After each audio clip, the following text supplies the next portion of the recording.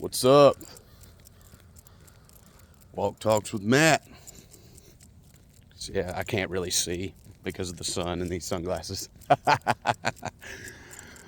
Oh, Walk Talks with Matt, episode 4, progress. That's what we're going to talk about today. Now, the reason I'm wanting to talk about this one today is for y'all and for myself. So, especially in fitness, anything, progress a lot of the times can get stagnant or especially in fitness, be very slow. Now, we're a week into the new year? So, part of this is for you resolutioners. If your goal was to lose, some weight this year, 15, 20, 30 pounds, if you haven't made like a drastic move on the scale, that's okay. It's completely okay, bro. The shit takes time. Don't give up because your progress is not manifesting itself in a way that you can physically see. Because progress is not measured in that alone. The scale and the mirror can be your worst enemy. It can be just as bad as yourself in being your worst enemy. So, as long as you're doing your stuff, whatever plan you have set into motion, whatever it is, and you're following it, don't get discouraged by what you see in the mirror or what the scale says. Now, in weight loss, you're going to lose inches before you lose pounds. And you also have to take into consideration water weight. 1 gallon of water by itself weighs 8 pounds. Let's say you have had a very stressful day. You don't sleep good that night. You didn't drink enough water. Your body will hold on to that. Let's say that following day, is the day you step on the scale and you're up a few pounds, or you haven't lost any pounds. That is water weight. Now, for us bodybuilders, that's a mother. That's a killer at times. Because I hold water. I can hold water pretty bad. In prep, I flatten out very bad. And what that means is I've depleted the glycogen in my muscles, my muscle bellies, which is when you look big and full and jacked, your muscle bellies are full. When they're not full, that's what we call flat. And I flatten out very easy. So that's something I have to contend with when I'm in prep. And what gets me there is I'm looking in the mirror, maybe the scale's moving down like it's supposed to, but I look in the mirror and my muscles are flat, so I look smaller. Now, what do you think that does to me mentally? It's a little discouraging, man. At least it was until I understood it. Like right now, I'm almost a month from the national show. I think today's the 7th. I'd have to look. But in that month, at the show, I was floating at about 187 to 190. 190 fully fed. And now I'm floating around 200. So that's 10 pounds in a month. Little more drastic than I would like. But I've also let myself indulge a bit and live a little bit more normal food-wise. I'm still out here walking. I'm still doing my training. I got the flu at one point. So all kind of factors come into play when you're tracking your weight or just trying to make any kind of changes to your body. For me, the higher my weight goes, my lines start to disappear, like in my midsection. I hold water and fat in my stomach, lower back, and legs like crazy.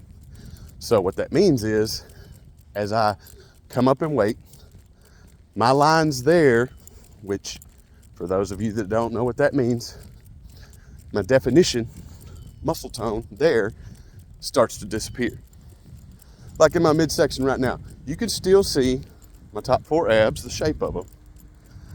You can see the outline of my lower abs, my V-taper, but I'm not ripped six-pack no more. And on that note, being ripped six-pack, paper-thin skin is impossible to maintain over a long course of time and very unhealthy. So have that in your mind if that's your goal. You can get there and you can hold it for a little while, but it's not going to be good for you to try and just hold it for forever. So now back to the progress, just for your average normal day person. Unless you want to be a bodybuilder, this is what you have to look forward to. Body dysmorphia is real. Now, I'll continue to use myself as an example. The scale is going up. That's progress for me. That's good because I need size. So putting the weight on means I'm getting bigger. We just need to make sure that it's the right kind of weight. Also, in that sense, I feel great. My performance in the gym is skyrocketing. Skyrocketing. I'm getting stronger. I'm enjoying the hell out of my workouts. Like I look forward to going in there and just pushing it and knowing the next day, boy, this is gonna hurt. You're gonna feel this one. That is progress for me. That is how I can judge my progress and not be discouraged by what I see in the mirror, or a big jump on the scale. Again, goes to the water weight. So on the flip side, if your goal is to lose weight, don't let the mirror and the scale derail what you got going on. And really, if you're trying to lose weight, you don't need to step on that scale but once a week, if at all. Because let me tell you, that thing will mess with your head. And yeah, we need to keep you as positive as possible, because if you get stressed, cortisol levels rise. And that means you're going to hold water, which means your weight's going to go up and you're going to get discouraged and you're going to want to quit. And I don't want you to quit. I want you to strive for these goals that you have set for yourself and get them. Now, I was talking to a friend of mine. He's on an incredible journey, and he's lost a crazy amount of weight in a crazy short time. Super disciplined, just following his shit, getting after it. It's one of those things that I love to see. So I'm going to use him as an example now. He's gotten a little stagnant, He was consecutively losing, and now he's kind of tapered down, plateaued, if you will. So in that sense, there are things you can do to get yourself out of that spot, get yourself back going, and to not let that stagnation or plateau derail you. So for weight loss, let's say you're eating in a calorie deficit and you've been tearing it up, very low calories, no cheats, being strict for a very lengthy time. Maybe all you need is a bump in calories. Maybe all you need is a cheat meal. One cheat meal, nothing crazy, like a burger and fries, to shock your system back into the state of, oh, got some fuel, let's burn. Maybe you need to try, maybe changing your training or what your workouts are.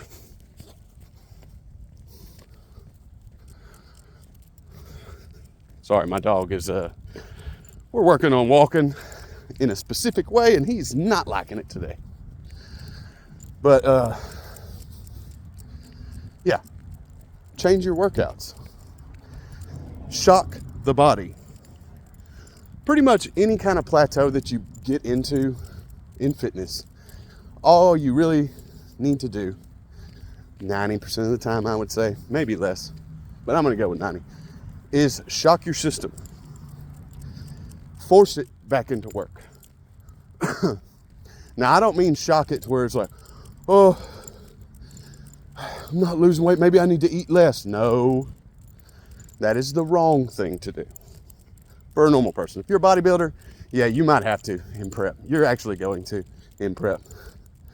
But for a normal fitness enthusiast, we will say, no. When you lower the calories too much, especially for an extended amount of time, your body's going to go into kind of a starving mode where it's not going to want to let go of anything. And it's going to want to hold on to everything that you put into it because, oh, it thinks you're dying of starvation. There's ways around that. And it's not eat less. That's where that cheat meal may come in. Maybe up the carbs just a hair or the fats. But you can't starve yourself. You can to a point. It's kind of like how keto and carnivore works, which I don't really know a whole lot about carnivore. But they get to a point where you're losing, and then you just stop. Because your body at that point has adjusted and it's like, oh, okay, well, it's not, she's not gonna give me, more of what I need, so I better hold on to this. No, at that point we just shock the system, get you back going. And I mean, being in a calorie deficit for a very long time is miserable. Now, if you got a whole lot of weight that you're trying to lose, it's not that bad because your body's got fuel to burn in fat. Now, when you get low in body fat, that's when you start to hurt. That's when you start to feel bad. That's where the mental side comes in, man. But we'll cross that bridge when y'all get there because I believe you can get there. Moral of the story today, really, though, is don't let visual progress be your only measure. Because 9 times out of 10, man, it's going to hinder you more than it helps. It has its place, like measuring your muscles or checking your body fat percentage. They all have their place. But don't let that be your main source of information on your progress. Because it can derail you. It can affect your mental state. And it can make you want to quit. Don't quit. Be great. Like I say, I'm falling in love with that one saying, man. Greatness don't go on sale. Glory is not cheap. So don't sell yourself short. Don't cut yourself short. Don't make excuses. Don't cut corners. Just do what you're supposed to do. If you hit a point where you do get stagnant and the progress is not showing, find a way around it. There is a way. Walk Talks with Matt, episode 4. Progress. Have a great day, everybody. I believe in you. Do something awesome for yourself today. Sow those fields.